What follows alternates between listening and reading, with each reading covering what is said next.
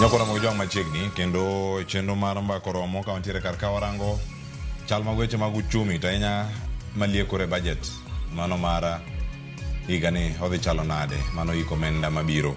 Nyakora mo jong ka wantiere kar ka dawer mar nono ni gigi duto kama gibiro kendo kama ochan gie gidhi chalo nade ahinya e kinde ma walose ne nyakora mo jwang ka wantiere kae kod jolony watwa kod achiel kachiel ka waranga ne piny Kenya to chung kama chal nade ahinya okinyi ma kawuono Maliekore bajet ni mano mar higa mar 2025 kod 2026 kod auchiel to odhi chalo nade odiochieng' ne nyakora mo jwang ka wantiere kodi ka ang'ami wenda thuolo mar mondo miyango moswa to ka wachako mana twak ayanga kama wantiere ka nitie gik mathoth ma bende nyaka wang'e kendo warangi mana kaka piny Kenya uchung' kata kama piny Kenya obedo ka chomo. Nyakora mo jwang kawuono wantiere kae kod welo ariyo ma ng'ami thuolo mar mondo yumo so kochako twak ayanga okinyi ma kawuono e studio ma Nairobi kaka achiel koda ka kaunti ma Migori oda tudre ka kod jolony weche osuru kod mago mag uchumi. Achako kod jalony weche mag osuru ma lony mare bende ni malo ahinya weche gi mag osuru ahinya kotiyo e kaunti ma Nairobi kar kae an ka kod CPA Eric Kodera wuod Kasugunga yawre kendo machiegni Ramogi TV okinyi ma kawuono chiew nade. Chiew maber Cleophas oyawre uru nyikwa Ramogi jwang ka thuolo mar waku e twak ma kawuono mondo wawinji ane gik mantiere budget ma higani kendo wapuonjre kaka budget no dhi konyo jopiny e yore mag dongruok. Machiegni uru.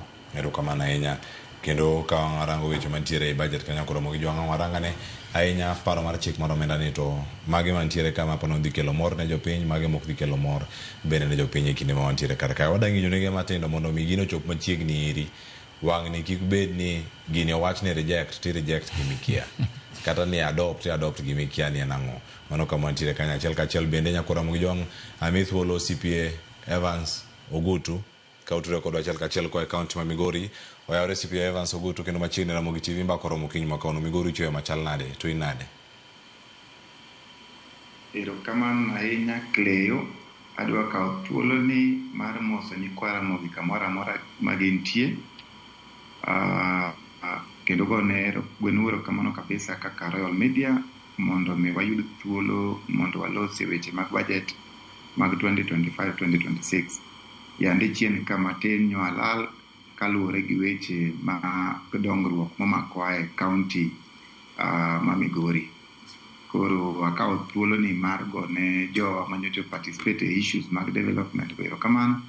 Kendo sani koro wadok twakane ahinya wang'iyane ni budget ma wang' ni ma 2025-2026 odwa keto wakanye to ere kamulikete japiny koluwore gi statement manyo obedo approved gi cabinet tarik 29 dwe mar ang'wen higa ni mantie tich ariyo mar kalenda marwa. Erokamano ahinya. Erokamano ahinya CPA Evans Ogutu kendo machiegni twak kama ntiere kar kae ka wachako nyakora mo jwang warangane ntiere tipo ma bende wadhi neno kar kanya achiel kachiel ma bende wadane mondo mi warangi kato bang'e waduoge studio kar ka mondo wachak twak kod gimana kama wantiere kae. Duol mano mag jotend migepe nyakora mo jwang opuodho paro mar chik mar omenda ma higani mageto miyo sirkal thuolo mano mar yudo osuru mano mar loyo budget mano ma iko omenda mar 2025 kod abich. Wanya neno moko kuomgi nyakora mo jwang kama ntiere kar kanyo kata odoko ni pok oketi lela nonro mar paro mar chikno moko kuom fuoni mage ma oselieki oriwo koda ka timo lokruok e chike matayo weche mago mag osuru mano mag osuru kaka osuru mano ma ijuogo kuom yuto moriwo koda kamago mag osara miluongo kanyo ni income tax, chik matayo osuru ma ijuogo e nengo mwandu mano ma inyiewo kata VAT.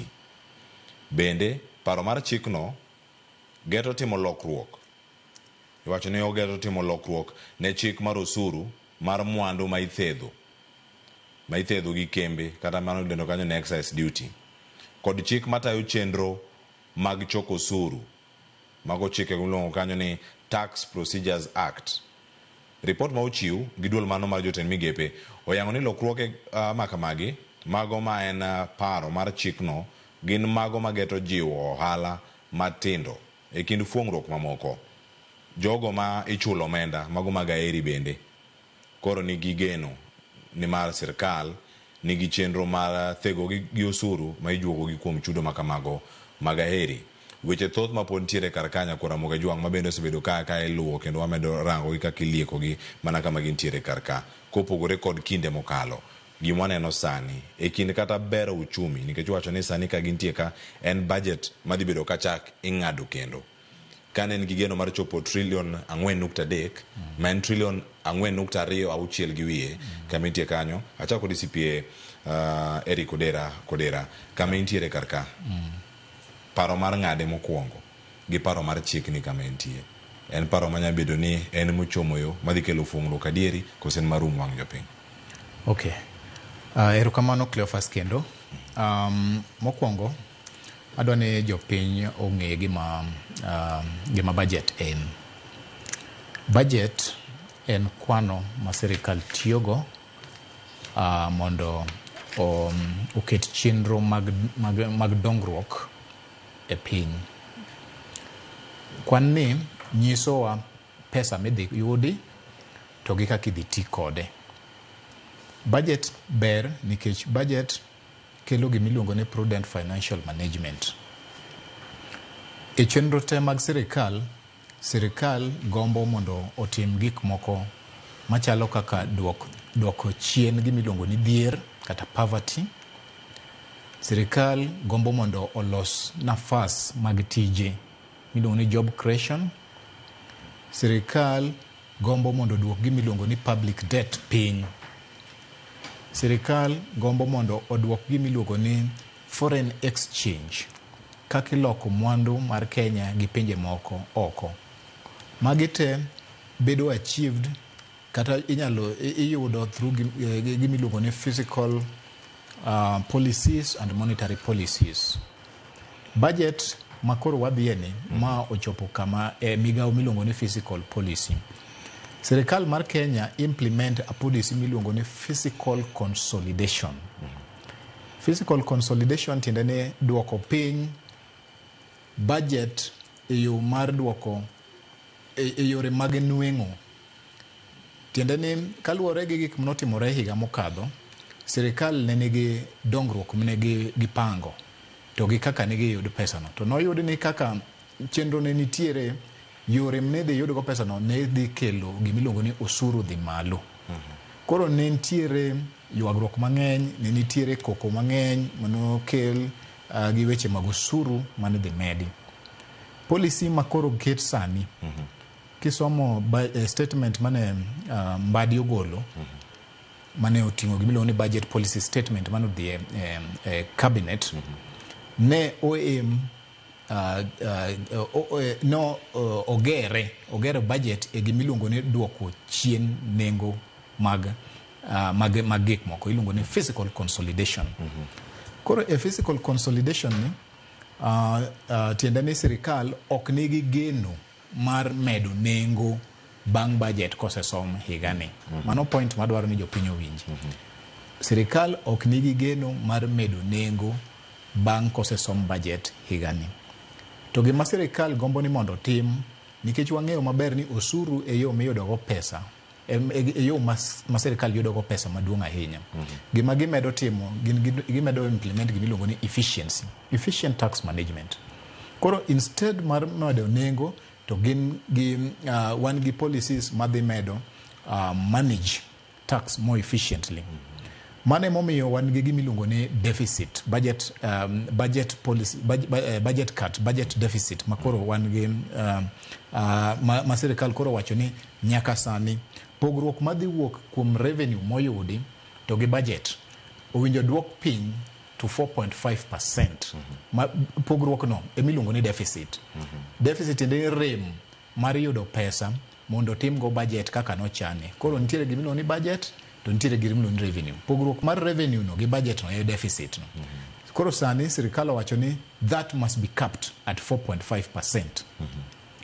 Gimomiyo mano bedo capped initially, that deficit ne bedo finance gi loans.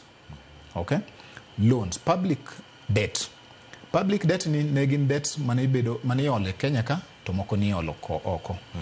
Miolo oko go Kenya onge go gi control. gobedo influence gi several other factors medo bedo ni gi pek. To sama koro pesa osebedo matin, chudo bedo matek. Kelo ni mondo jopiny omed kwayo osuru mang'eny tema kelo ywak cha. Koro ywak ne mambadiyo gini otamore ni wang'ni ok wadwa ywak ni. Emomiyo wadwoko chien gimiluongo ni public debt through reducing the fiscal deficit. Mano point number 2. Point number 3 en ni nitiere gimiluongo ni finance bill. Gigi te idhi tim through the finance bill. Koro finance bill ni o propose midhi som makoro ji dwa chako debate sani.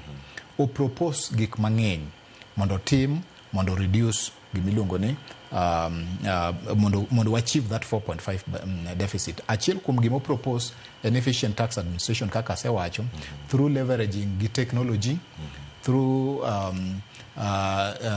laws mineno watango ne jopiny gi. Okay, income tax, VAT, the TPA, the Tax Procedures Act, exercise duty. Idhi lokgi mondo kama konyruok nitiere owuogi mondo japiny onwang'. Gima itemo tim at the end of the day en ni mondo pesa ma japiny dhi yudo, disposable income, kik cham gi gimiluongo ni tax mang'eny ahinya.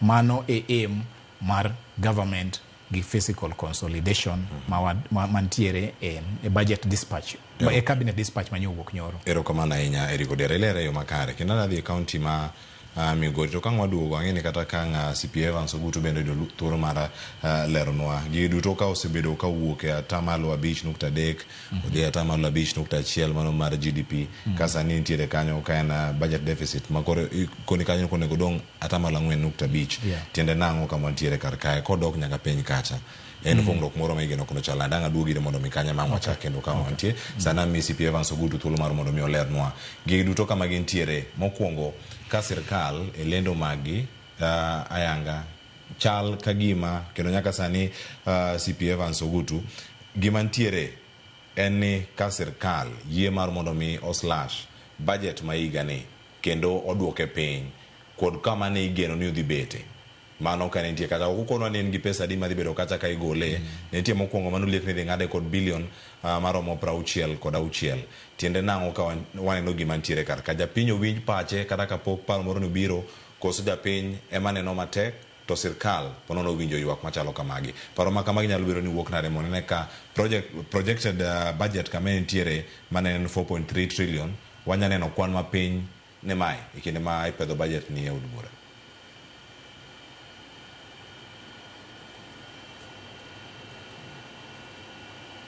Minyoro ne gikawo gimiluongo ni austerity measures manyiso ni giyie mondo mi budget estimate as is sani oduok piny further.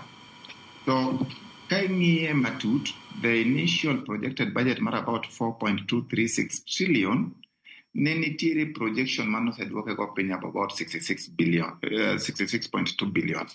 Ang'o miyo magi timore? Wawachuru gima waneno ayanga mok wapando sirikal mondo mi wakony ogandawa.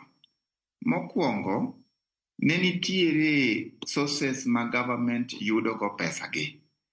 Mopogore gi ushuru magi choko gin hola magi yudo oko. Hola magi yudo oko gin ne nitie achiel mane terminate prematurely under the 7th and 8th review mar IMF. Omiyo kisebedo gi ng'at mane depend on in terms of revenue mobilization, to mane weyo kendo ichako kode new program ma pok odhi through.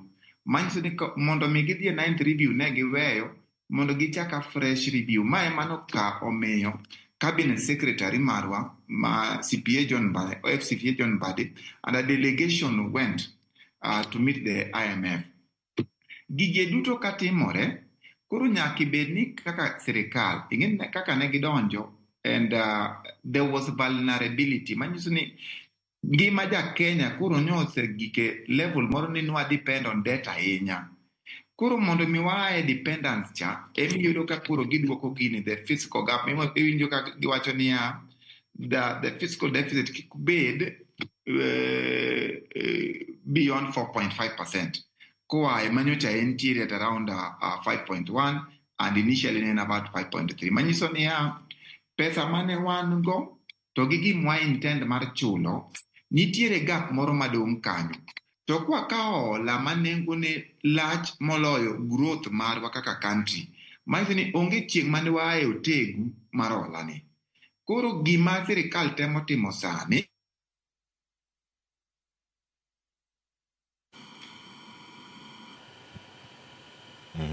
watimo mos kanyo kuom mago mane nitiere kar kanyo ma ok nyal geng' weche mag mbui go imedo lose mana sani achiel kachiel wawiti kanyo ka dipo ni winjowa ang'wane kaka wabiro iri kendo mano CP Evans Ogutu to bana kama nitiere kar kanyo ng'ene kama wayudo ang'o dhi mbele kama nitiere kama penji kar kae Odera ochal nade e kinde ma waneno ka en dok chien ma osebedo kar kae ka dhi nyime kuo kata malo 5.3 5.1 sani na 4.5 kato bang'e wabed kar kanyo waduogo giri CP Evans Ogutu sano winja ni mar Eric Ogutu Kaprol Eric Odera ka wawinjo mano gima timore Cleophas en ni ka government otimo projections mag revenues tiende ni kata in kitimo budget nyaka ing'e ni to an gi pesa di madhi yudo against gik ma I intend to spend budget en pesa madhi yudo to gi gik midhi spend on mano e budget koro kaluwore gi government gi sirikandwa osebedo ka nigi projections higa ka higa ni we intended to collect this much to I intend to spend it this way. Koro ka ging'iyo pogruok mar gik ma gi intend yudo to gi gik ma gi spend to giyudo ka ging'a gi deficit. Deficit no iluongo ni pogruok en a gap. En a gap between gimidhi yudo to gi gimidhi spend on. Gap ni osebedo mang'eny ok ni kata ni en sani. Kaka ineno osebedo kodok chien ni. Gap ni nyaka bed finance nikech iyudo ka budget kisegoyo pesa ma dhi bedo gap no dhi donjo kamoro en pesa mowinjo bed ni dhi kata osiptende kata skul koro nyaka iyud yo miyudego mana kaka in e ot kigo budget tiyudo ka pesa ma in go tin chuni ni nyaka imany pesa mondo ipong'go wiye kama tin go no koro pesa ni idhi yude kanye sirikal olega e kaka aselero ni moko iolo Kenya kata moko iolo oko koro kigo kwan mar pesa mool to gi gimiluongo ni GDP en total goods and services mobedo produced in an economy. Kigo total no to i compare gi rate no wasebedo kwa idoka atamalo gote koro e higni ma recent gi wasebedo mondo wadwar mondo gap ni odok piny emomiyo there is a movement from 5.3 5.1 4.5. The medium term intention is to reduce it to 2.7%. Kakubedo matin no, e kakubedo okonyo economy. Why? The reason is, economy nyalo develop maber kabisa to mana ka gope onge. Tiende ni ka dok chien, to nyiso ni gope dok chien. Kaka that deficit dok chien, nyiso ni gope dok chien. Nikech kaka aselero ni deficit no bedo finance ka gi gope. Gope go ichulo gi interest. Gope go ichulo gi rates moko mar not in Kenyan shillings. Magite distort economy. Kendo bedo matek ne economy seche makoro sirikal temo mondo olos ngima jopiny. Kaka asewacho ni objectives mag government achiel kuomgi is to reduce cost of living. Mar ariyo en to tackle hunger, poverty, issues mag education, issues mag exchange rates mondo bed stable and all that. Gigite kobedo ni wan gi public debt is consistent to our challenge. The intention is to reduce it. Koro kaki neno dok piny no owinjo bedo ni odok piny more and the medium term goal is to reduce it to 2.7%.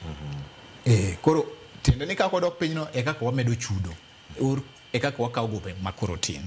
Yes. Ero kama na inyaki ka CP Evans Ogutu oseduogo e makare sani kanya winjo mosu mano motimore nyalo madhi nyime kama nitiere kanyo wacho magi weche mag tudruok kama gintiere achiel kachiel gimi nyalo medo. Ero kama na inya koro mosa inya nyikora moki weche mag network seche moko nyalo lala wakawane network. Gima natemo wacho ni because ineno kaka sirikal mar Kenya Kwanza nobiro in place, nobiro gi economic model miluongo ni better, bottom up economic transformation agenda mare. Basto mondo mi gi implemente, nikech budget opoge tieng' ding'wen. Nitiere formulation, which is the stage masani gini nitiere approval ma koro wadadhi e parliament kacha, then nitiere implementation kaka koro wadhi chako tiyo gi pesa ni, to koro wakelo institutions machalo kaka auditor general to gi other institution manyalo timo ne audit.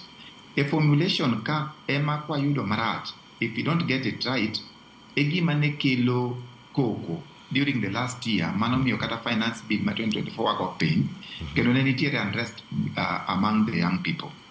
En ang'o ma sirikal oneno ma ginyalo learn from the previous finance bill to gi policies magi temo adjust sani. Ma e gima ne gitemo ng'iyo.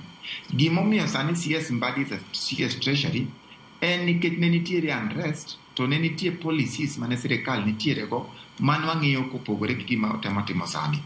Mokwongo king'iyo the finance bill kaka ne nitiere as previously structured, nong'iyo kaka inyalo chok ushuru e yore mopogore opogore and even introducing the new tax bands mondo mi ushuru ochok yo malach. To sani gima gitemo timo en niya, gima nowacho during the time mano ka office ema koro sani aneno kochako timo, nikech nowacho niya, nitiere loopholes mang'eny ma pesa mar oganda michoko ok tige yo makare. Nikech mokwongo wacho ni nitiere loopholes, iluongo ga ni refunds, tax refunds. Iyudo ka nitiere loopholes ma jogo inflate go. Koro ichulo ushuru tiduoko ne jok moko ne osechulo ushuru mokadho.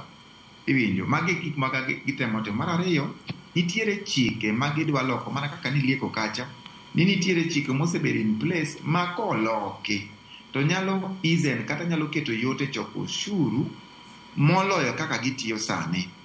Magi gik ma sirikal temo timo, alafu modong' to en mana matindo mane wacho ni kaka gratuity mar jok mose retire. Be it ni retire from public sector, be it ni retire from private sector, nyocha niti gi tax mikete. Magi gik magitemo golo. And then the reliefs maga manyo gi calculate in terms of years, mag small tools manyalo kolo small business traders. Magi gi magitemo timo mondo mi gi ease ne akwa temo adjust the internal mechanism. Be pod wanyalo tiyo gi policy marwa ma wan go sani mar raising revenue mondo mo achieve target. But our focus kaka jopiny, the government intend ere kaka donjo ofuko ni kaka jopiny. Mane gima wan wa focus on ni the budget policy statement is the government intend gima gidwa timo, gima gidwa achieve in terms of education, health, environment, agriculture. Ere kaka mano nyalo transform ne keto ngima mayot ne japiny. Mane gima wanyalo temo ng'iyo e budget masani. Ahinya an kadwa tieko part ni tawacho niya, improving tax administration berde. Niya, sirikal okosebedo ka tiyo, nitie gap maduong' mosebedo in terms of tax administration. Mano berde. To pesa midwa kawo gi kaka gi intend mar tiyo kodgi, how will it translate to pesa mi bedo fuko? That is our focus in this budget. Erokamano ahinya. Erokamano CPA Evans Ogudu. Kapok awei kendo kar kanyo ilerno mana kar ka matin. Sirkal loso ka giwacho ni mokwongo gida duoko piny kelo osuru manyien kata new taxes. Mano kantiere kar kanyo, kato bang'e gida keto maino e ging'o rode. Kata mano ma giwacho ni ceiling leaks. Bende magi chenro miparo ni oromo mar mondo mi gi offset budget kata budget cuts mano kirango e trillion 4.3 kaito bang'e gine kaka weche mag deficit reduction goal makoro chopo ka atamalo 4.5 mano mar yuto mag mwandu duto ma iuso pacho kae kata GDP. Magi gin okenge ma iwuon ni kende oromo leaking iwacho ni ceiling leaks maka magi gin kaka magi nikech magi gimoro mwacho gin weche go mag austerity kata mag redo kanda. Erokamano. Some of the observation man wayudo from last year kata ka weche wa mag IMF koro niweruok godo no wachi kaka watiyo gi pesa ok ber. Iwinjo, expenditure mag sirikal nyaka bed restructured. Mano one of the step ma sirikal kawo. Mar ariyo, giwacho ni one of the issue mosebedo ka hinyowa e weche mag debt maduong'ni en corruption and wastages. Gima sirikal temo timo en niya, koro ere kaka wanyalo dino wastage manitie ka. Wastage nyalo dino mokwongo kikelo chik mopogore gi chik man sani. Iwinjo. Mano is one of the measures magidwa tiyo godo mondo mi wa uphold integrity on prudence utilization of public fund. Mondo mi public funds manitiere otige yo makare. Sirikal king'iyo finance bill is not only about revenue raising measures. Finance bill en ni nitie nyaka chike miketo kanyo mondo mi choko ushuru ni kata gaps mosebedo ka nitie kanyo obed reduced mondo mi pesa mag sirikal otie yo makare. Koro mae mapani the change of model koro the new cabinet secretary is coming up with. Erokamano ahinya. Yana mondo duoge studio kar kae Erika Odera CPA mondo mi ilero kar ka wan gi penjo mathoth ahinya kar ceiling leaks makamagi kata rode gi kenyalo din gi chike minyalo ridi okanda minyalo ridi magi yore ma sirkal rango kar ka to mokwongo kata machielo ka ngimedo kar kanyo kama CPA Evans Ogutu chope nitiere weche mag kaka itiyo kod osuru ni ma ochoki mawacho kata ni tax expenditure mokwongo nitie jok moko kage mapono dhi neno ka reforms makamagi mikelo nyalo bedo ni bagogi kata nyalo bedo ni hinyo gi yo mokalo to ahinya gin jok mage iwacho ni en expenditure mane en kar jo exemption koso gin jo deductions jogi ming'ado kuonde mopogore opogore kata jogi ma ting'o osuru gi malo mar mondo mi gi claim refund mabende wacho mana achiel kuom yore midadine koro e recommended. Erokamano Cleophas. Sealing loopholes is a good measure. How to seal it is the problem. Now, well, it can work, depending on kaka ubedo implemented. One of the ways I'd seen the government was trying to use was to leverage on technology. Want to ensure everything in tax administration is technologized, is based on technology. Mano can work, but nitiere loophole still. Nikech, one of the issues is with the tax refunds. Tax refunds arise kai chulo pesa mang'eny moingo nimne chulo kore di claim for a refund. To ma osebedo gi issues mang'eny nikech one, the legal framework around the tax refund is not favorable. Koro yudo ka there are loopholes mabedo exploited gi taxpayer. There are also loopholes mabedo exploited gi KRA. All this must work. All this works against the government. Koro they have to find a way moroma tax refunds is favorable to all parties. And one way is they have to work on laws, and the second way is they have to work on technology. Wawacho weche mag expenditure rationalization as a means mar working out on this new budget. But nitiere other issues mabende ma government intend to do manyalo konyo. Machalo kaka moving from cash-based accounting to accrual. Mayudo ka koro we have to accrue first expenses and incomes, then we pay. Mana aneno ka treasury oseketo in place and is to work from 1st of July. Mano can also work, and it will help issues mag corruption, issues mag tax loopholes. The second one, aneno igimiluongo ni e-procurement. Ma is also working well, but has faced a lot of challenges. Mana kaka ipenja ni to can it work? It has faced a lot of challenges.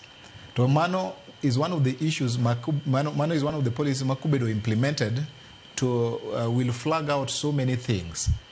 The other thing mane ubedo is in that budget policy statement in gimilungo name rationalizing pay as you earn mag kakiti mesani to gi kakidwa no time.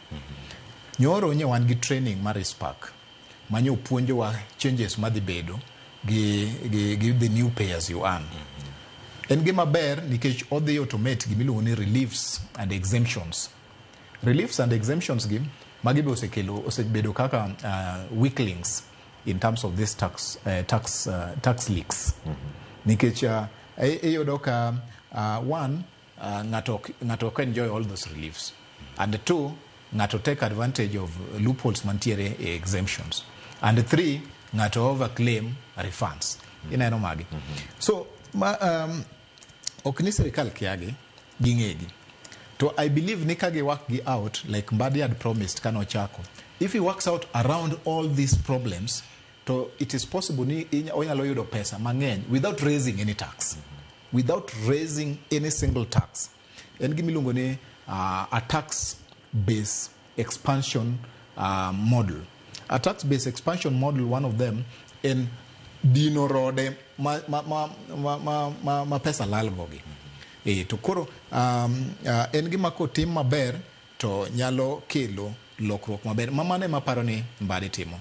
Aparo ni kopogore gi weche mag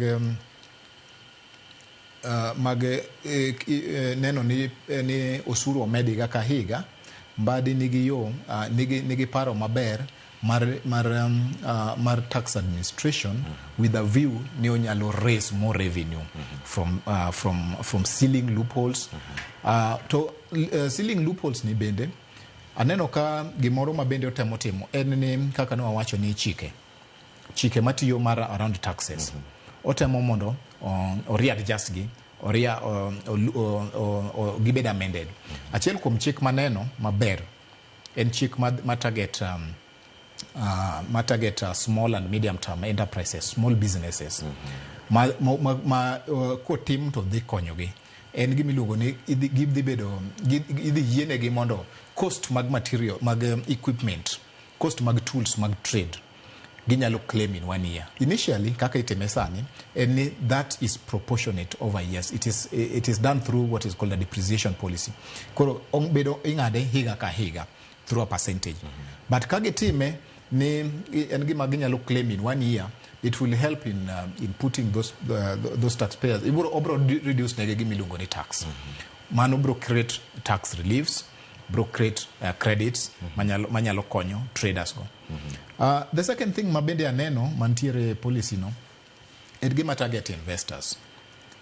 A capital markets authority. Kamano, angabi mar capital markets kan nikech oganda nigi penjo kan yere kaka gida keto mwandu to kinde keto mwandu gin chalo kaka incentive margi koso bedo yo machal nade. Kana ni mondo mi atieka kama osuru bedo kaka imedo kata jomo bedo ka keto osuru margi ni malo mondo mi girang ni kae bende giyudo osuru karo chul gi kendo mano wacho kata ni inflated tax refund claims gichal nade kama gintiere. Sipeva Sogutu, bende iparo ni nitiere sectors moko madhi bedo kaka yudo lal kalure kod incentive mapono no gisibedo ka giyudo kum refunds manya bedo ni nitie to koro jok moko sebedo ka timo yo makare ema koro keto gi kamaro marach manya bedo ka ni koro jok moko nya bedo ka ni ponono ok gidhido refunds magi kalure kod timbe moko maricho mosebedo ka timore sector ni mano mara uchumi marwa. Nitie mag pur, nitie mag loso mwandu mopogore opogore, ponono nitie mamoko bende manya bedo ni dhi bedo kaka imulo.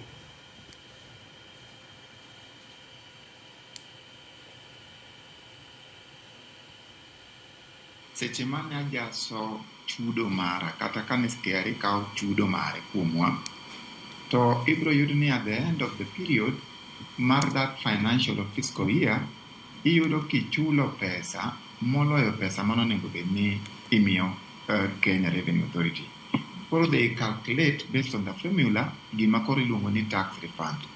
Tax refund ni the only problem mare ni ka onge system in place tinyalo yudo ka jok moko inflate kata nitiere gima iluongo ni collusion. Collusion en niya, an kaka ng'at mane dwaro jaso refund na adhi awinjora gi ja Kenya Revenue Authority moro so that we can do system documentation mamiya pesa moro mang'eny moloyo pesa mane ngaduoki. But because it is Kenya Revenue that has given it out, onge kaka nyalo wacho ni mano pesa mayo sirikal. Koro nyine ang biro toka to koro kao share ne e pesa mano ugoro na ni mano pesa ni mwaduoko ni. Koro magi emane sirikal at National Treasury oseng'iyo ni pesa mwaduoko oko the system that is in place nigi a lot of loopholes e gimomiyo gitemo restructure gi. To jok manyocha claim gi e yor ratiro to are not going to be affected as much. Chutho Cleo gima dadok e chien kanyo matin mondo mi anyisi budget mwaneno masani en gi gik miluongo ni green to gi red. Nitie gik moko minyalo wacho ni oberie to nitie gik moko mineno koriche. Nitiere gik moko ma wanyalo celebrate sani ni beyo, but at the end of it gini en mana tuo moro mwaga agaya to biro deyo kata nyalo bet marach mbele. I want to give an example sani nyocha kane nitiere issues mane nitiere 2024 finance bill and the budget policy statement, ne nitiere a bullet gima nyalo wacho ni loan mano okaw some 10 years ago mano chuno ni nyaka wachul mano iluongo ni Eurobond. Kendo gini nomiyo economy wa nikech ing'e ni debt is a fast charge, en mikuongo igole kokichak igole expenditures gi. Tiyudo ni moduogo kaw gi National Treasury mondo mi ochulogo kendo otimgo iluongo ni budget support system, iyudo ni okawe e interest mamalo moluwo mane olacha. Wachalo ng'at ma ni e silo to ni kawo simbi imiyo ng'ato ni dhi duoko ne ni 100,000 moro ni dhi duoko sani. Tidhi yudo ka 100,000 ni ongego, tidhi kawo 120,000, idhi kawo loan moro mar 120,000 tichulogo to nitiere moro ma pod odong' 20 moro ma pod dhi dong' ma nyaka be ichul. Manyiso ni ikawo nengo loan mayot ikawo moro mapek ichak itimo nade inywande godo. Koro at the position kaka nitie sani Cleo, the budget structure and the National Treasury should come up clean in the debt repayment structures ma sirikal ni godo mondo mi kik bed ni another administration mabiro biro mbele wan wa joma tindo pod gini wadhi romo godo mbele. En adieri ne the structure ma gichako timo sani nigi greens magi. Kaka mokwongo cost of living, gidwaro ni kik gimedo ushuru manitie sani oseketowa kata pesa onge lwet jopiny. Koro one of the green parts maneno ka sirikal timo ni we improve the cost of living mag japiny mondo mi even the purchasing power margi omedre. Sani nyaseneno ni stabilization be nitiere gik michalo kaka exchange rates mag dollar be sani koro iyudo ka chon nodhi malo kabisa to it's a little bit stable around 129 or 130. And then iyudo ka gitemo kawo pesa gikete sectors ma ginyalo konyo oganda kaka mag thieth. The problem ma wan with the structure mar in administrative policy en pesa mokaw to kete structure to kopoge within the first schedule maber ma pesa monego dhi e county to gi moro ma pod nitie afya house ka be pod nitie tuomruok emiyudo ka absorption rate of those pesa be pod ok bikonyowa nikech iyudo ka pesa madhi e county level tin ma kata kiwuotho kidhi tiyudo ka pesa onge yath onge osiptende, the structures ma county mag thieth ni maricho, to most of this money is still being withheld at national level. Koro as much as there are green levels, nitiere red flags manitie kanyo. The structure marwa mar loan ok ber. The pending bills, ji mang'eny, even at county level and national level, osetamore koro timo ohala gi sirikal because of the accumulated pending bill mok chul. Iwinjo. Sirikal should come up with a clear structure in this budget on how the pending bills will be, pending bills manitiere, ibro timro konade, ibro tieki. Koro kaka sani, ingini gik moko mwatemo wacho ma sirikal datemo adopt niya, why cash basis of accounting to accrual, these are policies gik mana watemo lieko, even dalo machon, to nogi implement gi. Like now we are having the idea of a zero-based budgeting, but the structure as it, can it allow for zero-based budgeting? Kore mumi wacho ni budget as is sani, engi red flags to gi green flags. Erokamano. Agoni erokamano ahinya. En sa 4 nyakoro Ramogi Jwang' gi sani dana ka ywe masani ka duogo to penjo maduong' moduogo karka anwarang weche mag capital markets. Kiwacho ni nyaka sani nyakoro Ramogi Jwang' weche mathoth mapontiere karka. Ingeni capital markets ka nitie jok moko mantiere, jogo ma obedo listed kacha kerango Nairobi Stock Exchange, nitie jogo mantiere bengi mantiere piny Kenya ka, nitiere kembe mag okumba mabende nigi chenro mopogore opogore kar kanyo. Ng'e mabende chenro mano mar money market fund en achiel kuom gigo mabende igayo kod Capital Markets Authority ikinde ma sirkal koro sano wacho kanyo ni oyo regulator ni ma en Capital Markets Authority ka odhi bedo kae gi thuolo mar wacho ni limits ni ten mane. Ponono gini nyalo kelo kihondko koso en gima kare gima ber minyalo rwak kod jopiny to ahinya jogo madaketo mwandu gi e yore mopogore opogore e kuonde ma mwandu nyalo dongre. Wakaw yo masane Samuel Marokinyi aduoko mathoth kik ni mabor.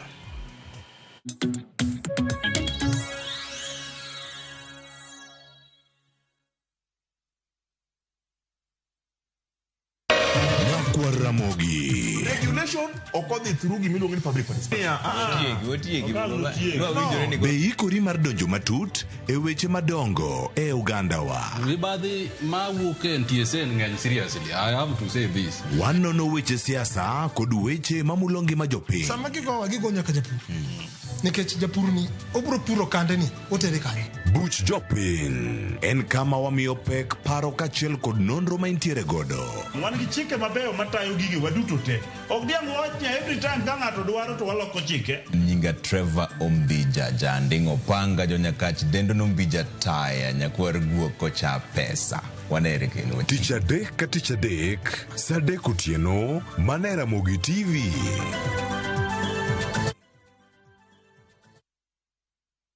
Craving an unforgettable African adventure? With View Travel, discover the magic of Africa. Explore Cape Town's beaches, trek Uganda's lush rainforests, marvel at Rwanda's beauty, explore Tanzania's wildlife, unwind in Zanzibar's paradise, cruise Egypt's timeless Nile, or dive into Morocco's vibrant culture. Perfect for leisure, business, school trips, or romance. We craft journeys as unique as you.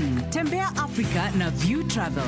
Visit viewtravel.com or call and WhatsApp 0703 254 254. View Travel. Dream, explore, discover. Wakelo ni chenro mar ohala kod lony gi dongruok mopogore opogore. Wand kinjusi nigi pesa kitimo gima dwarore. Weche makende moa kuom jogo makelo lokruok e ngima dhano. Ohala ber nikech ohala puonji managerial skills. Lek ma in go iriembe mineni gigo chopo. Chakre gi jogo mane ochako ohala manyien. Kalure gi kaka nachako gi kuma achope. Ohala ni en ohala maber. Nyaka jotelo molony e timo ohala. Akwa jodala wate odogi ohala. Ne pek mane gikalie. Pod waonge uhuru mar ohala. Loch mane giyudo. Kod kinda mane gitimo e manyo gik mabeyo beyo. Ka jawala ok nyal chako project ka ionge gi market. Tudri gi Cleophas Oluoch e ohala gi mwandu. Tich ang'wen ka tich ang'wen chakre saa 1:45 otieno. Naye Mungu alituokoa kutoka kwa nguvu za giza, akatuhamisha na kutuingiza katika ufalme wa mwana wake mpendwa, ambaye katika yeye tuna ukombozi, yani msamaha wa dhambi. Amina. Dial *811*414# to get msamaha wa dhambi as your skiza tune.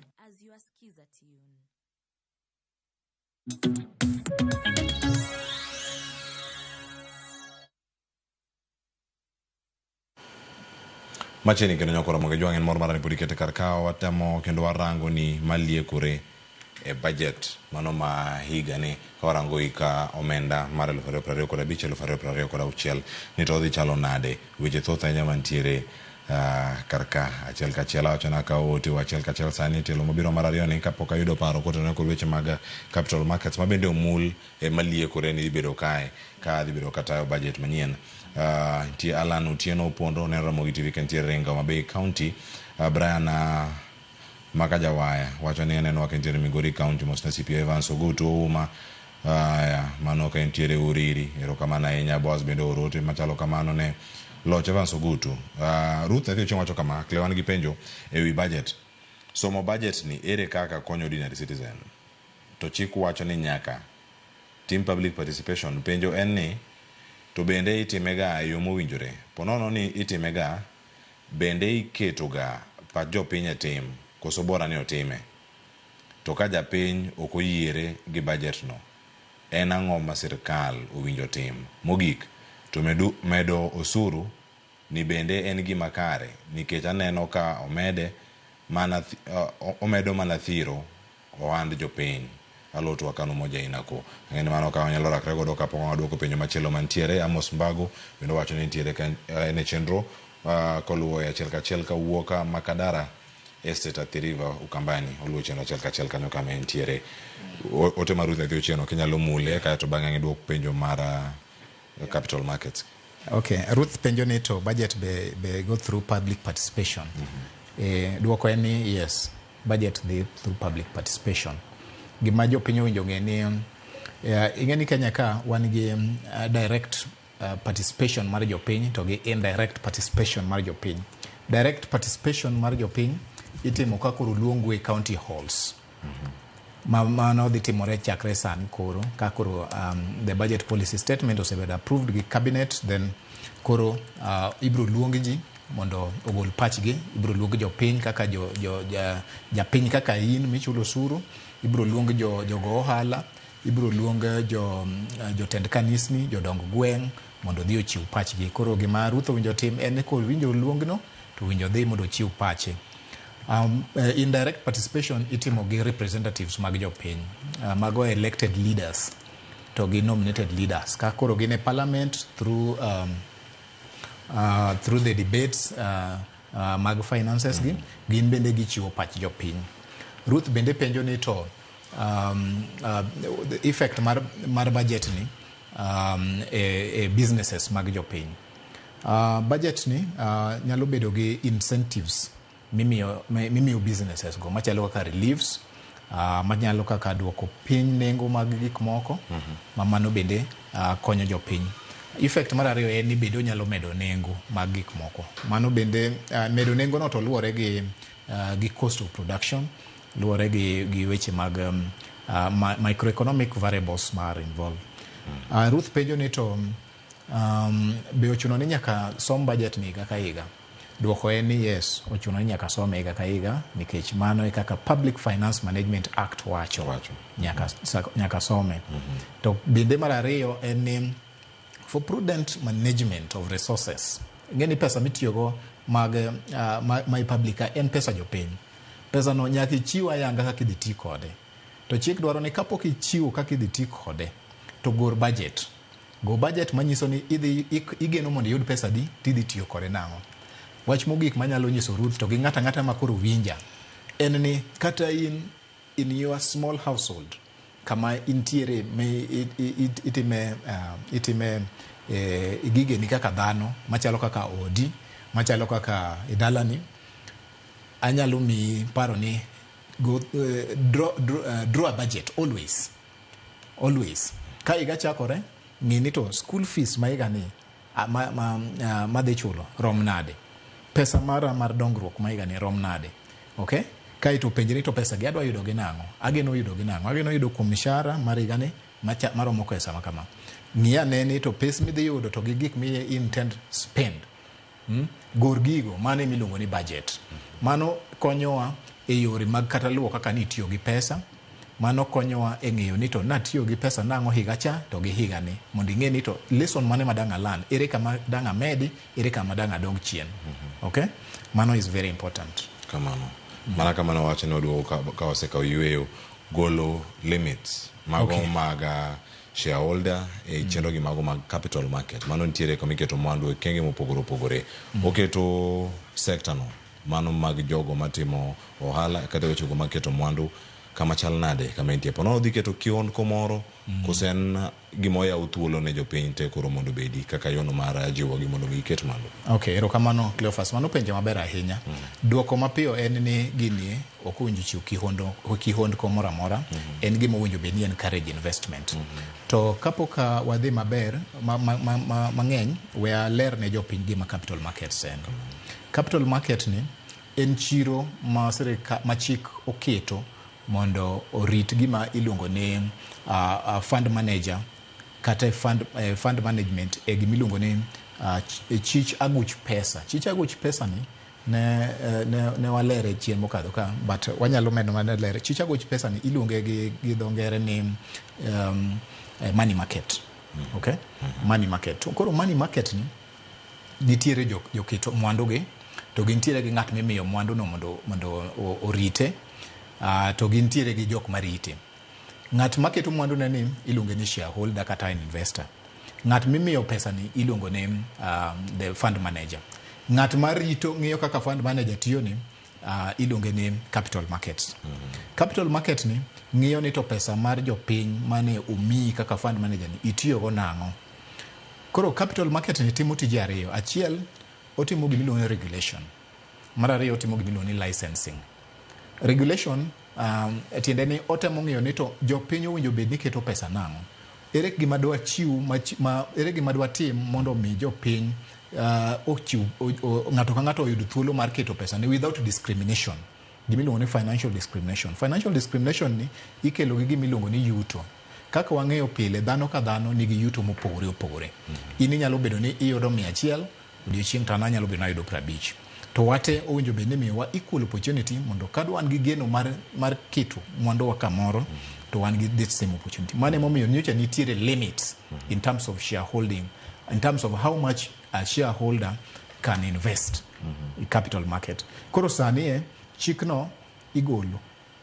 To aparo ni mano ber nikech gima itemo time ni mondo ng'ata jaket mwandu mora mora obed gi opportunity mar keto mwandu kaluwore gi tekre ni. Mano ber nikech achiel pesa no ema sirikal nyalo tiyogo mondo ema fund manager nyalo tiyogo mondo many kaka ochulo ng'at cha.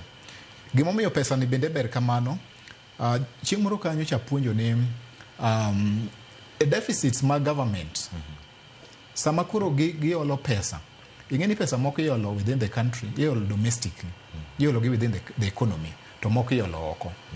To ki compare the domestic borrowings to foreign borrowings nigi a lot of complications, are expensive. To domestic borrowings are good nikech number one, en pesa ma is circulating within the economy, en pesa mar jopiny kendo inyalo ol gi jopiny tichulo gi jopiny. Wan wa encourage ni mondo domestic borrowings, kopo ni government nyaka borrow to borrow domestically. Okay? Capital markets ni chiwo en achiel kuom yore ma nyalo holo sirikal pesa. Omiyo kogol limit no ma jomwandu mang'eny oketo pesa no gino e market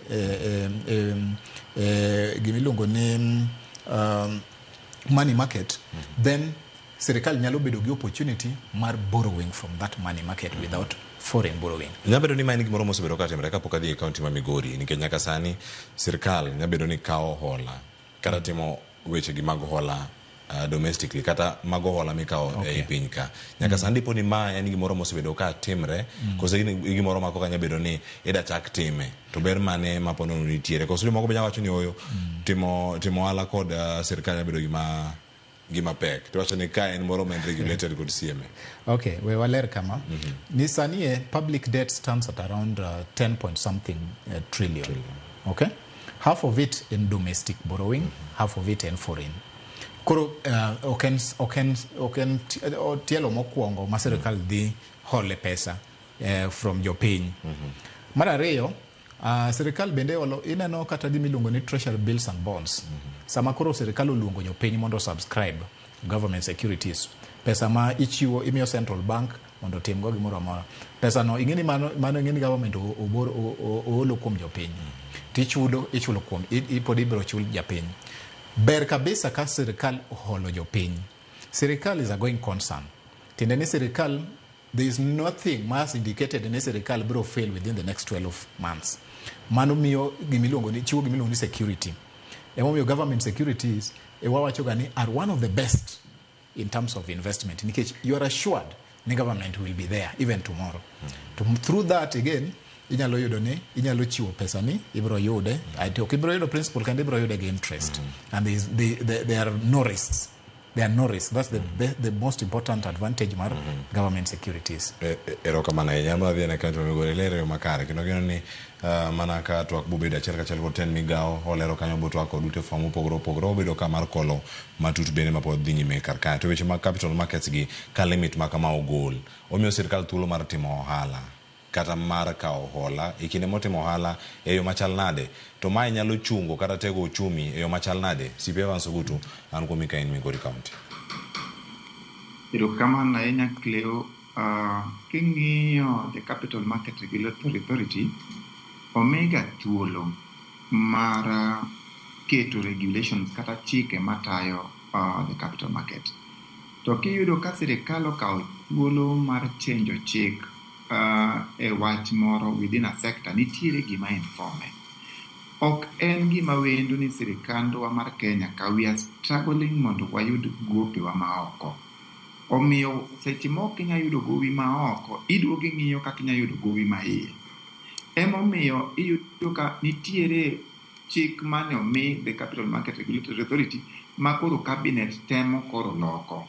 Ni koro kare investment threshold mar investor cha koro ok obed regulated. Manyiso ni pesa wanyalo yudo kwa olo domestically moloyo seche mwanyalo manye oko. These are just measures to curb against any budget deficit kata chenro moko ma sirikal dhi bedo godo mondo mi ka wabedo gi funding struggle, at least there is a landing point. Manyiso ni where can we safely land kopo ni weche mag ola gi otamore oko. They are looking at a way that the money can also be consolidated internally within the capital markets mondo mi okony in terms of funding. There is no any other rocket science why this thing is happening. Gimomiyo gini nokele ga nitiere ga gik moko matimore in terms of discrimination and monopoly. Manya yudo ka ng'ato man gi pesa mang'eny kabisa onyalo thiro ng'at madongore. E gimomiyo iketo ga chik kata thresholds moko ma regulate gi. To kiyudo ka gino owe open internally, manyiso ni all other avenues mag revenue mobilization maoko wang'iyo ka ok gin very stable. So we are looking for other avenues ma wanyalo yudogo pesa ka. A second thing wanyalo ng'iyo in terms of how is this going to benefit the common man, because the greatest borrower ma capital market are not the private institution, it's government. And the government in extension and one.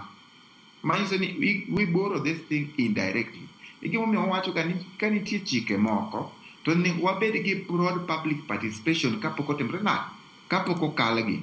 Nikech ideally kata mane apani nyako moro no penjo in terms of public participation. Adieri ni public participation onge gimoro ni indirect public participation. The only thing which is indirect is representation. Public participation onego tim mana kaka notime ndalo moko manidwa gol jalup jatend piny Gachagua cha. Mondo mi gik moko ma koro sirikal dwa kawo obed so open. Niyudo ka koro ka en public participation, sirikal nigi nguvu kata mijing'o mar timo public participation. Ka gihero ni gitimo public participation.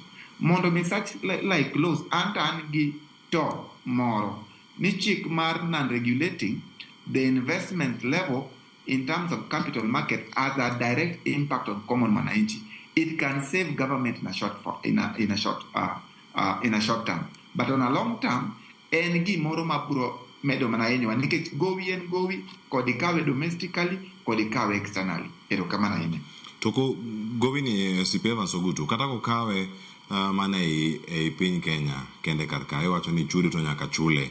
Pogruok mane manya bedo karka ka koro adagoli mana matin mano mondo mi ilose bende kotenore koda kaka piny Kenya kawo hola oko titiyo kode piny Kenya kamwa lose okinyi makawuono. Oganda wacho ni limbe ma jatend piny Kenya e pinyno mar China ponono ko kawo hola e piny China kotiyo kod currency mano mar China oyo Chinese yen ko kawe kendo mane motigo do kaka chulo hola ni onya bedo moro manigi ber moro mopogore ka ikawe kod dola.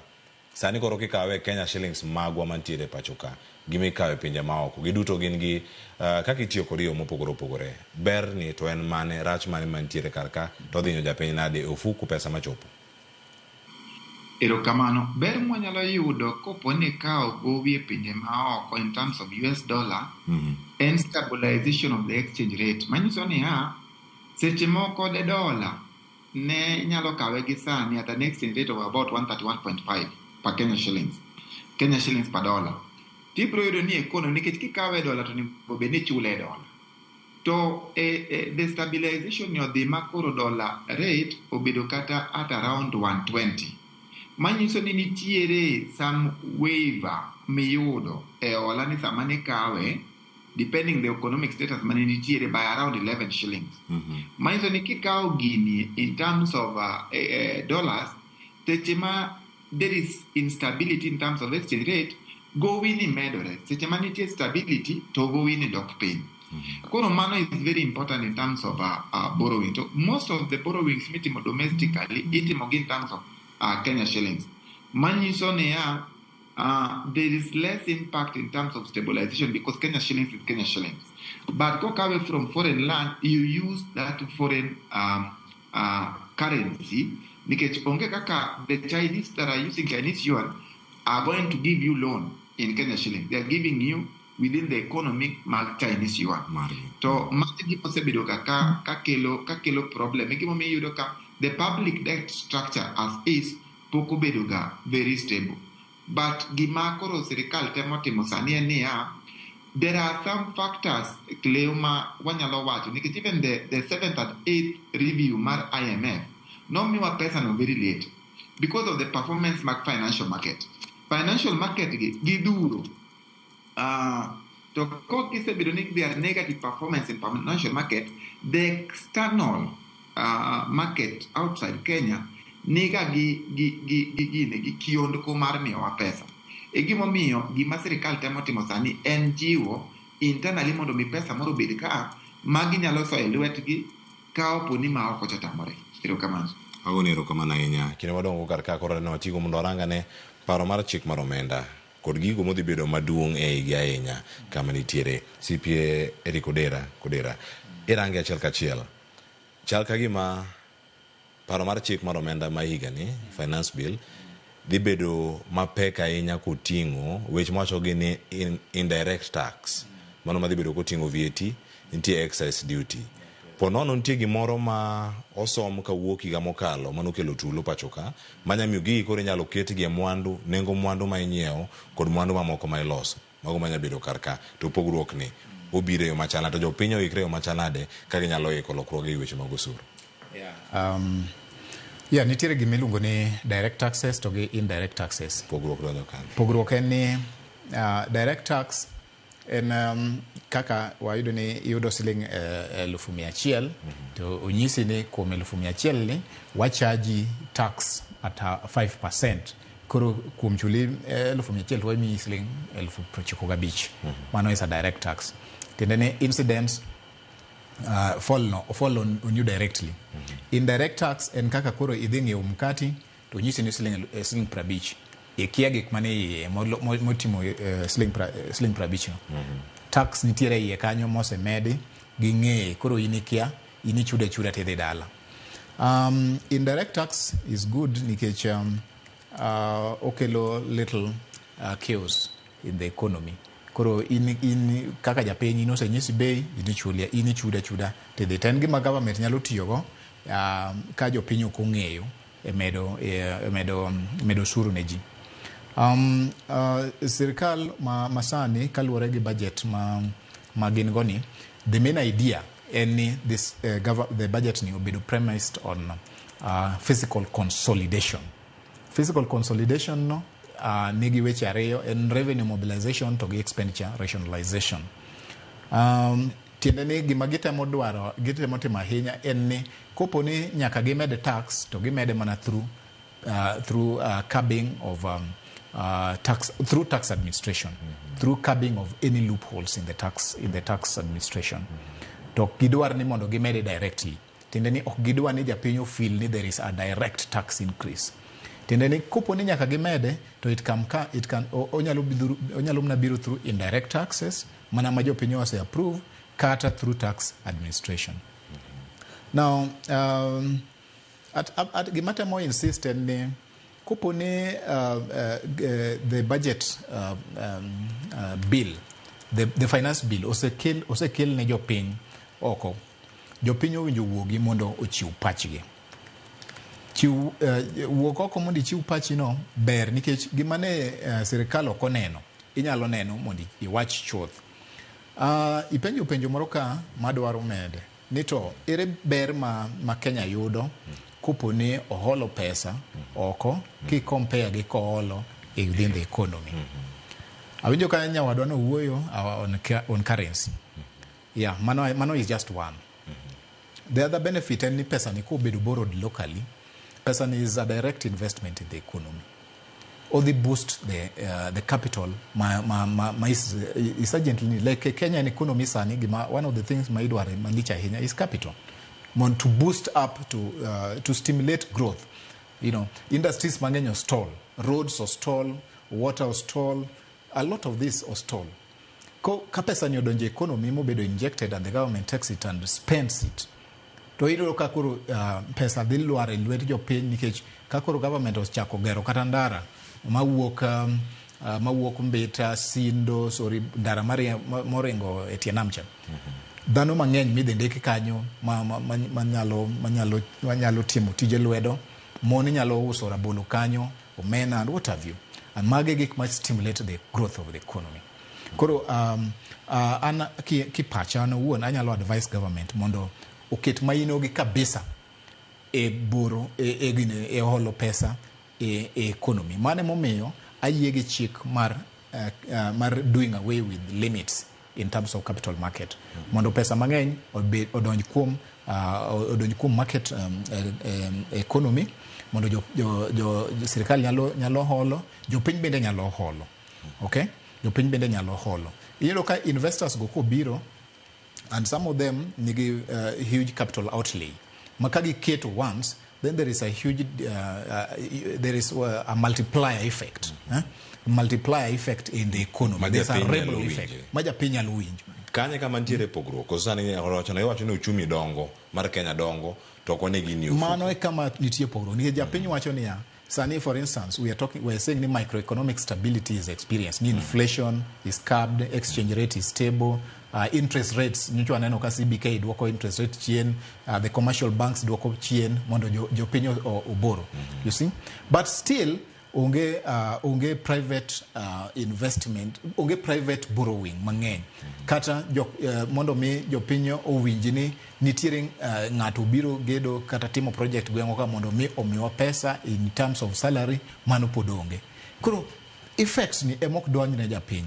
To one of the ways manyalo stimulate ego en how do we make the environment conducive for investment? How do you make the economy conducive for investment?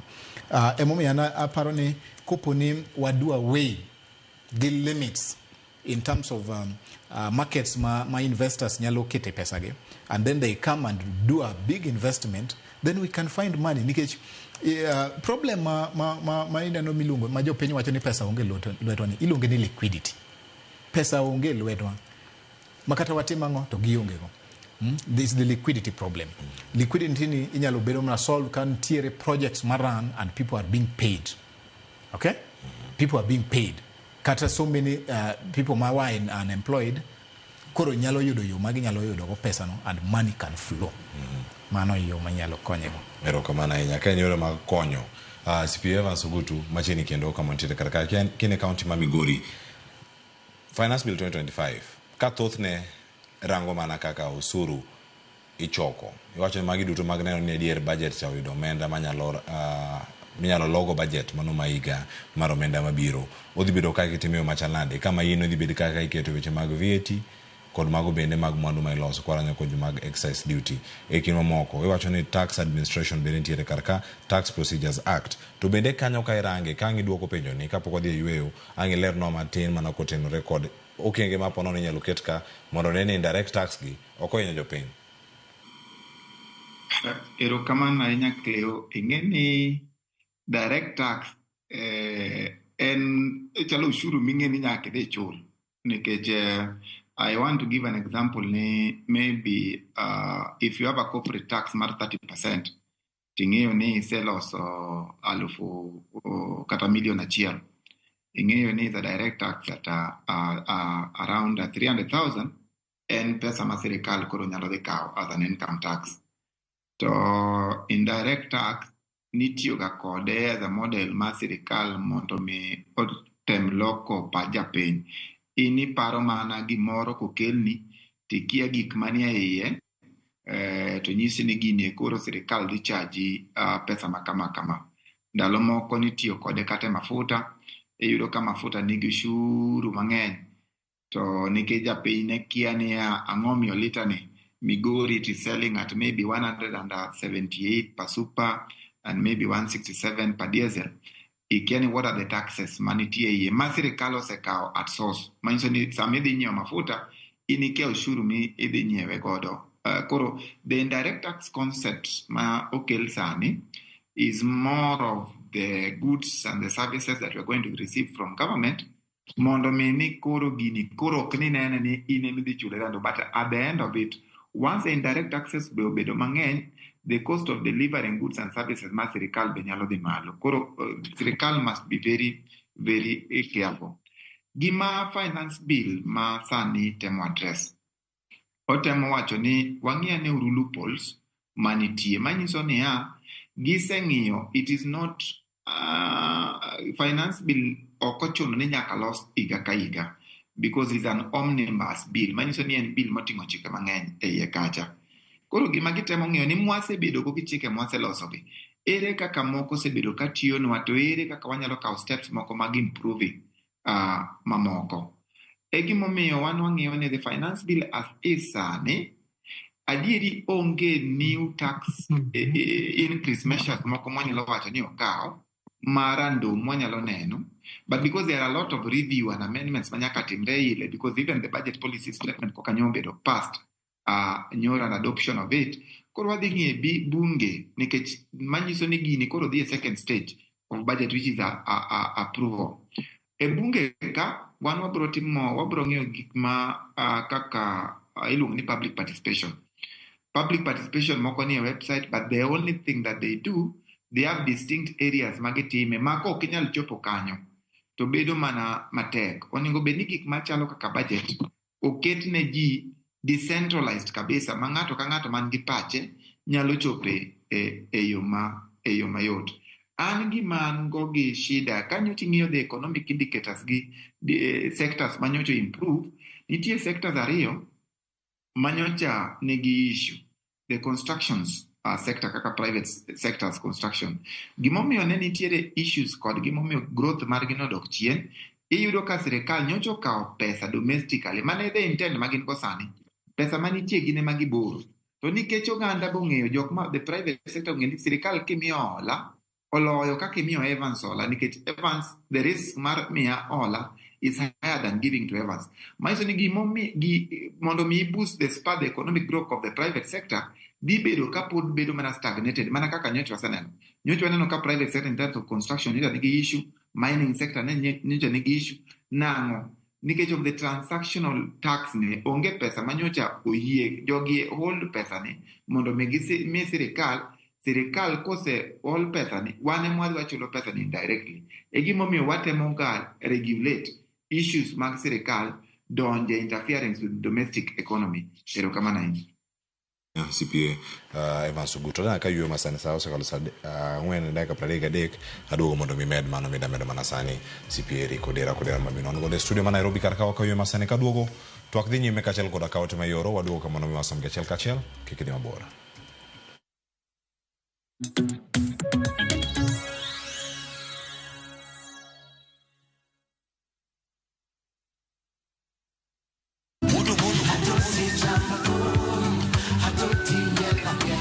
Woktich ka woktich wakelo ni don ya wuoto nadi. Kabende tich ariyo ka tich ariyo nyaka monga jwang en odiochieng' mar yuto mari. Chieng' tich adek ka tich adek nyaka monga jwang en odiochieng' mar mine nyalo kachiel koda weche hera. Awendo kachopo tich ang'wen nyaka monga jwang wakelo ni kama nene, yani TBT kod thumbe mamit mokalo. Furahi the edition and thum kaliech. Loso kapuoyo nyakoro mga jwang. Ka wakelo ni jothumbe mopogore opogore. Kanyo ndio bende wakelo ni gimiluongo ni best yawa.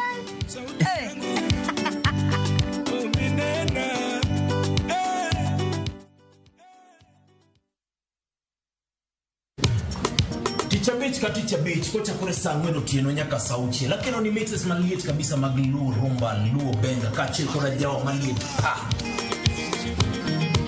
kowuok e ondamo 107.1 FM kar chuny jaluo. Apela nakoni ne wang'ne ka wadok kocha. Nyaka wang' jowi mari mar Ramogi TV.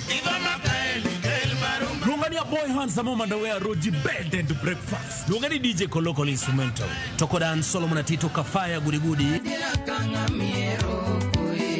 Kawa wacho ni ma en Ramogi Night Disco.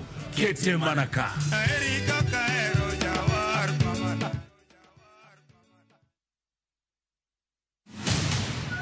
Wanyiero kodgi, waywak kodgi, to waneno kaka hera dongo e kind apaka mang'eny. Kanya kwara mama nat nyok bikend gi jomomeo, asingra ni anabro timo gimoro amora manyalre. Chakre chakruok nyaka e fwenyo wach maling'ling mogik. Kini biro rumo mana kamano nikech wan ok waherre ni var. Anapo bedo kaka jawasiki e kenyni. Jot noketie tem, wachopo e giko. Bang' ndalogi te, hera manie kind johera be biro tony. Nyaka oda manie atari ni abro weyo mago duto. Nikech kulwand kaur dilo, onge ng'ato matugo ga kode. Kik episode mogik mar Choti Sardani Bai. Mana e Ramogi TV.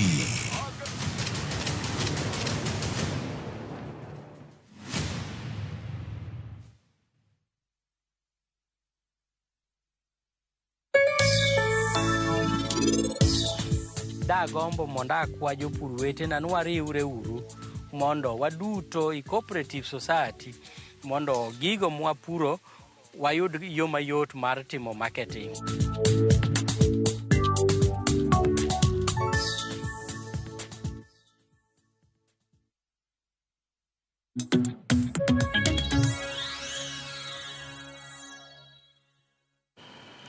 Macheni kene akora Ramogi Juang en mor marani pudi kete karka chenro en maramba koromo to wadhi nyime karka nje paro ma Eric Odera CPN e dalero kachiel ang'amie thuolo mar mondo oler ka wacho ni ero Elijah Odongo arito mondo miosom budget ndio nipangie loan ya Oparanya nifanyie hiyo nayo biashara kama Mkenya wa kawaida. Elena Dero wacho law from Westlands hope that this budget this time round will favor everyone to avoid demonstrations makelo lal mag oganda. But the government should also monitor the smooth flow of money. Cleo bech gik moko sani ok tek e Kenya waka. Ano kendo mano. Cleo bech gik moko sani to ok tek e Kenya wa. Okay. E Kenya waka lakini pesa onge. Ono wach maduong' mantiere kar kanyo. Ote machalo donjo kar kaka wuok kuom Injinia Lazaro Kanyambok. Wacho ni wang' ni ber ka sirkal otimo proper public participations. Nitiere gik moko mag ichako gi sneak in the budget kaka deficit. Seche ma osesom budget nyaka giwe jopiny interrogate what's in the budget mondo efficiency obedi. Piny ka oting'o jomariek kik gichagi. Ma Injinia Lazaro Kanyambok makare bangi jamaguji Kanyada East. Wijo kanyo temo donjo kar kanyo gimed gi paro maida medo kusmane minya chako godo mano wuok kuom CP Evans Outu. Yeah, engineer, it's not good to sneak in anything in the budget, and I don't think that is the intention. But in case ni mano nyalo timore, to japiny nigi ratiro mar the lodger a complaint. Mondo made that item obedo sneaked into the budget to be removed. We mawacho ni pesa onge no, of course we have talked about liquidity. The issue is liquidity. Pesa onge, of course. Now nitiere gini budget ma Kenya ma 2025 ni okawo the approach of precaution.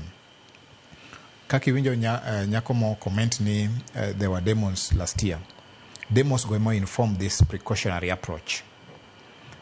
The precautionary approach ni emomiyo inanoka that budget kingie mos okonyis kamora mora ni gidwa intend mondo gimed bei, gimed tax, gimed usuru kamora mora.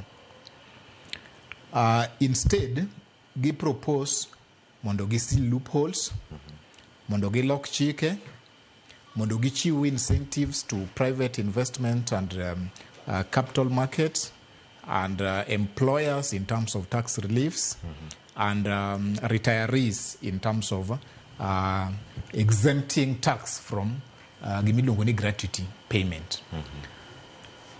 E chik emana adwa mede gimoro ni mondo me jopiny owinj maler. Achiel kuom gima sirikal owinjo bed ni loko e income tax en chik maluwore gi gimiluongo ne refund. Chik moro nitiere e refund claim ka ni mondo claim a refund nyaka lodge a refund within a specified period of time. Chik no is discriminatory. It is not fair. Nikech ka in gi gop sirikal mar usuru kata ni bedo go 20 years ago ting'eni nyaka sani pesa no nyaka ichule sirikal pod en nagowi. Tang'o momiyo ka japiny to sirikal nigi pesa ne sani, ang'o momiyo imiye chik ni nyaka dhi openj mana wach pesa ne no kata within 2 years to pesa to mari. Aparo ni mano gima osekelo ga debate kendo an asegolo ga pacha e wachno ni chik machalo kama to is not fair. Kaka sirikal nigi opportunity mar manyo pesa gi mane japiny nigo, mane taxpayer mora mora nigo kata for the last 20 years kaka japiny owinjo bedgo gi ratiro ma ka sirikal nigi pesa ne to owinjo bed ni oyudo pesa ne no kata omanye within 2 years kata omanye within 5 years kata omanye later on chieng' ma ohero. Mana achiel kuom gima an chunya ne gombo ni mondo ong'e kabisa. Chik mar ariyo ma aneno ka kelo issues in terms of income tax and issues mane target gimiluongo ni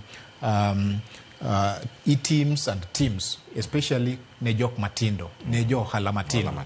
Jo ohala matindo kaka man Kikomba ni dwaro ni nyaka ochiw receipt mobedo generated electronically. Tiyudo ka samoro in namiyo masime ma in wen mulika mwizi. Gima ing'eyo en ni inyalo manyo mtumba tidhi keti e open market mondo iusi mondo iyud go nweng'oni.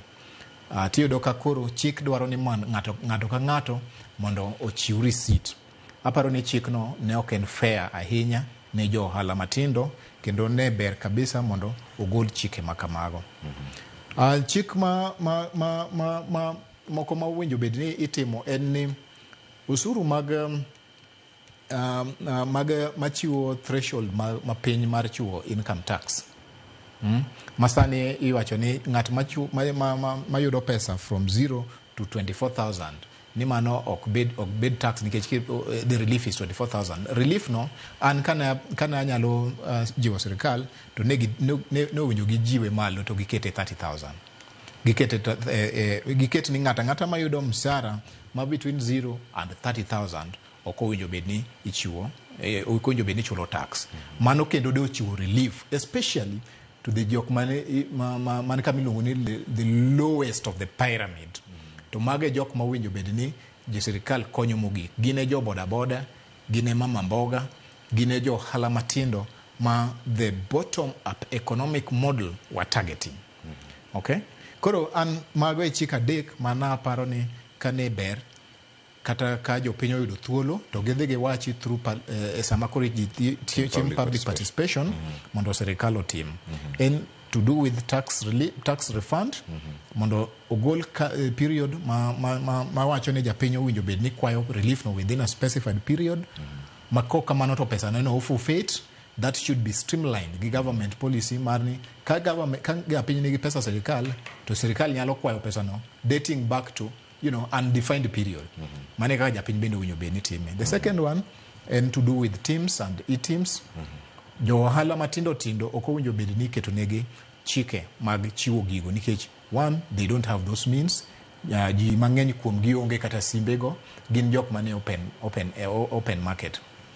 Aparo ni mago gik ma jothurwa nyalo timo. Erokamano ahinya, mano ka gintiere kar kanyo, mano ne twak maliet ahinya higa mokalo, weche mag e-teams. So mano pende wachak kanye, wachom kanye kodgi, erokamano ka en gino machalo dhi bedo kar ka, odhi chalo nade. Kapod wantiere weche mago mag aparo mag chik ma bende koro ka ochopo ka ibo pedhe e od bura.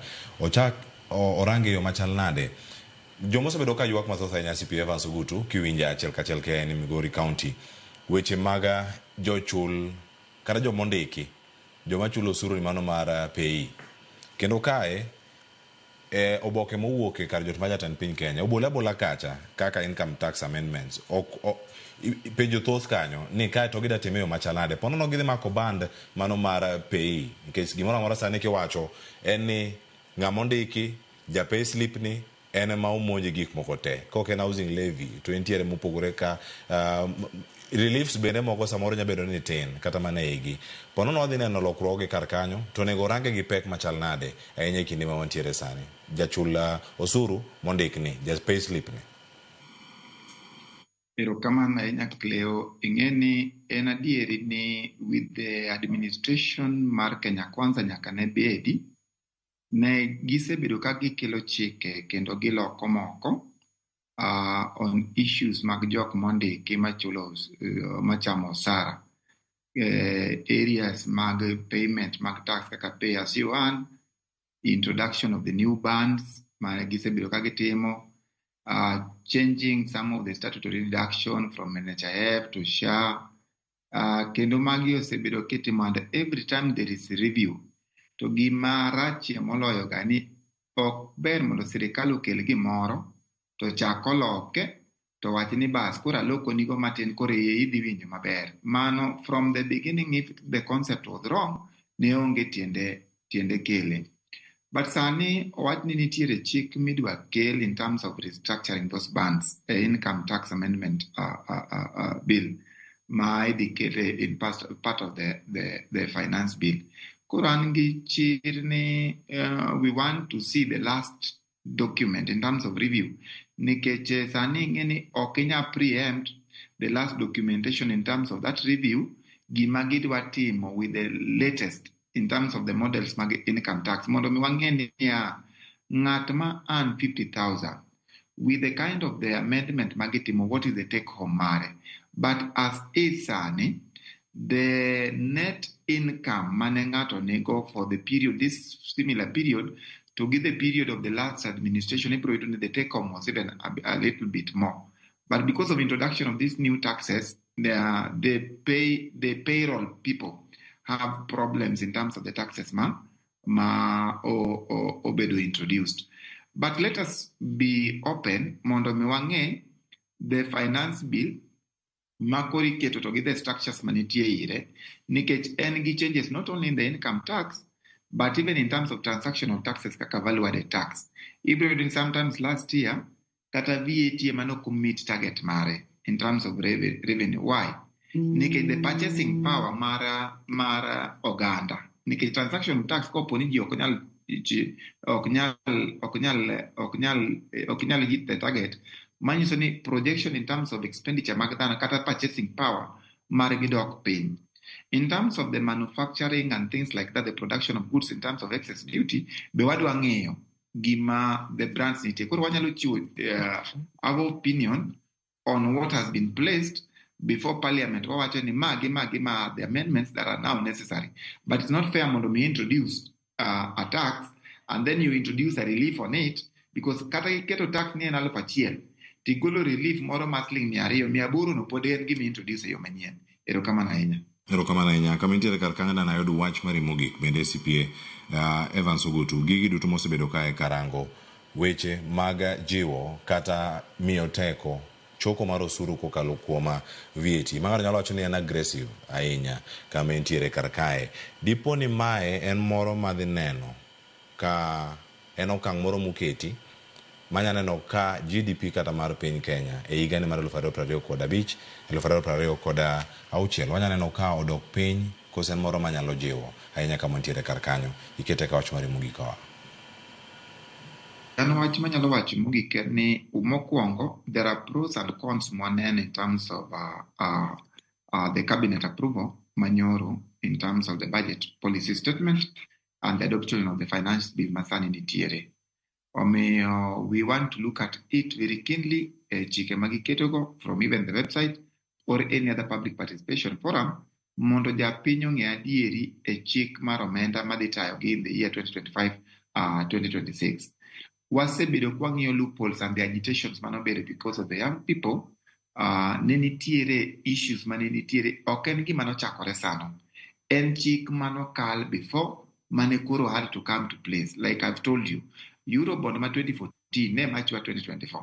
Omiyo sirikal ne temo gimoro amora possible mondo mi ochul gino as a first charge. Gini no get a lot of changes in the administration of the tax policies manentie. Sani kwa ng'iyo ma sani nitiere, wang'iyo na short term to gi long term. Kaka chike midwa ketno in terms of value added tax, the VAT, the standardization of the VAT. Ere the net effect mare, to ere kako nyalo improving. Ngeni kata kwa wacho ma ne okwane pesa because of liquidity. But even in terms of infrastructures manitiere are very poor, even from the county level. The ones that are being put, borrowing for their purposes, ere kaka gi translate to the economic empowerment of every citizen man one go tiesani. Gimanyalo nyisi clearly, giving somebody an opportunity in an informal sector kata die jua kaliko kibarua ni ang nechuli sling 100 kata 100 mjengo. Ni chieng moko dhi be onge. Gino can hardly sustain somebody in the current economic setup mawantiere. Koro wadang'iyo ni how has the government structured the budget margi and the taxes maginie koro nyalo bedo ni the impact mare mar pesa bede lwet japiny en real, ok en gimisomo mane book. Erokamano ahinya. Erokamano ahinya CPA Evans Oguta, duogo e studio ma Nairobi kar ka mar mondo mi yud wach mogik kowuok kuom CPA Eric Odera, kama wantiere kachiel kachiel jopiny Kenya obedi karange e yo machalade mondo mi kik gik mane otimore ni ok wasomo, warito mondo mi oloknwa gigi duto madhi timore ka wachako twak e wich mag finance bill ma higa mar 2025 warange yo machalade. Okay, Cleophas, wach ne sirikal kama ka giwinja. Yore maginyalo timo to maginyalo kelo go lokruok e Kenya masani through the current budget. Because budget is a tool for fiscal stability. One of the things maginyalo timo, ginyalo address two things. One of them is pending bills. Kopone budget ni ne nyalo incorporate how to pay the pending bills to contractors and also release money to the devolved units so that they can also pay their pending bills. Mano will have a direct impact on on improving the liquidity of consumers in the economy and will give them the purchasing power. It will help to address gaps mantiere in terms of purchasing and consumer weakness. The second one, and restructuring of the public debt. Kuponi wanyalo yudo a way in which, through this budget, in which this budget is going to address directly the public debt, either through ensuring more of our borrowings comes locally, and we find a way of extending periods of repaying the foreign loans through this budget, mano bede the bedoge effect. The third thing Madwa advise government, and instead of addressing the loopholes and these other issues Magise bring in, of course I like them, but the other thing Magenya Lotimo is to target inelastic taxes like the excise duties. Makataka imedo a price because excess duty bedo enforced for two main reasons. One is to discourage consumption of harmful products, and two is to raise taxes. So harmful products again products mokoma do not generally improve the welfare of the economy. And through that, jopenyo could be most jopenyo mang'eny could be window effect. Paro ni mago eyo moko maginyalo timo to help us move forward with this budget. Agonero kamananya CPA Eric Odera kundi thuolo mar bedo kod okinyi ma kawuono kachiel koda ka CPA Evans Ogutu moturo kod achiel kachiel wa Migori County jalo nyoch mag uchumi mabino twak godo okinyi ma kawuono. Nyakoro mojo ngin bende michopo karka migonwa yorno ote indiko no achiel kachiel wagoniro kamana ahinya. William Deka wacho no luo chendo achiel kachiel karka. Eric Ogola wacho no luo chendo pochki pak bende ne Eric Odera kentiere karkanyo. Kevin Ouko ka entiere county ma Migori wacho luo chendo mos na Eric Odera studio kanyo. Linda Ouma wacho ni amor winjo jalony. Eric Odera ka entiere studio karkanyo. CPA chairman kendo ne msimara Eric Ogola wacho ni entiere karkanyo mor ko twak mar Eric Kodera kachel kodaka Evans Ogutu sipi mabeno twak godo odiochieng' ma kawuono dakika osekalo 54 mane makelo e giko nokan kenda kawuono nantiere kae kod jafwambo wadwa kendo mabedo kata gocheno marupiny kon bakoromo Joyce Oduor anan kodi kar kanyi ga Cleophas Luoch jakisumo kanyo kwaro mokeo nyaka Kisango oriti mad masani meden Ramogi TV kisomo boke moro amora mobiro machiegni kuomi mondo kik ibed ni onge kod ng'eyo kiny en nyasi mara Labor Day kata ma jotich ibed kod odiochieng' makare kiny na warade cheno makamano kod cheno mamoko mabiro e Ramogi TV.